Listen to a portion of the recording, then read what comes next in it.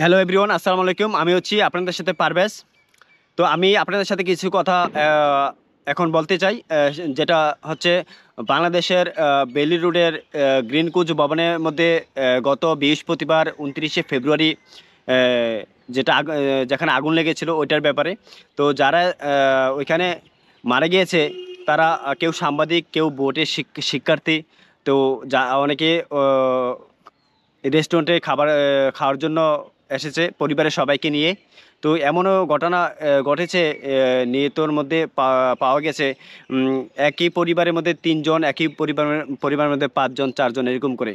তো তাদের জন্য আমি সুখ কামনা করছি। এবং আহ, যারা যে পরিবারের যারা মারা গেছে, তো তাদের জন্য আমি কিছু বলতে চাই যে বাংলাদেশের মধ্যে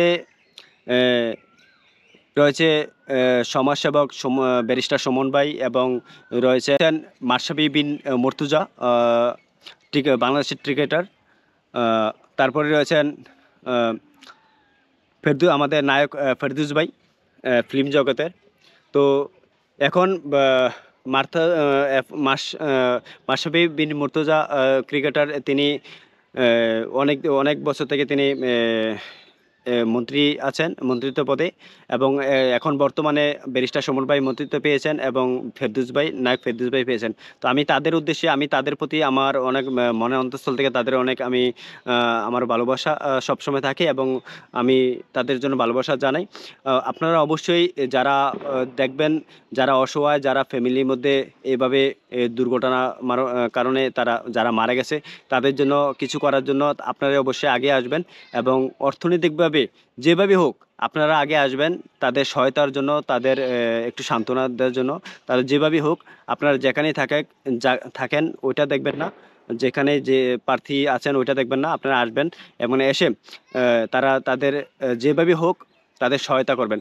আমি আপনাদের আহ, আমি কাজ, ভালো ভালো কাজ দেখি অনেক দিন থেকে আপনারা মানুষের জন্য করছেন, এবং আশা করি ভবিষ্যতে আরও ভালো ভালো কাজ করবেন। এবং এই ঘটনার জন্য যারা মারা গেছে তাদের জন্য অবশ্যই অবশ্যই আপনারা তাদের জন্য অনেক বেশি করে দেখবেন। এবং শুধু এইটা না, বিভিন্ন বাংলাদেশের মধ্যে অনেক ঘটনা ঘটে, বিভিন্ন অনেক সময় আগুনে পুড়ে যায় অনেক ভবন।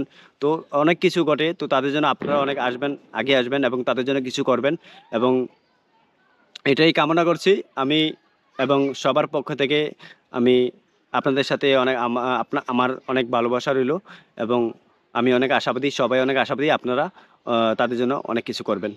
তো এইটাই বলে আমার ভিডিও এখানে শেষ করলাম। ভালো থাকবেন, সুস্থ থাকবেন।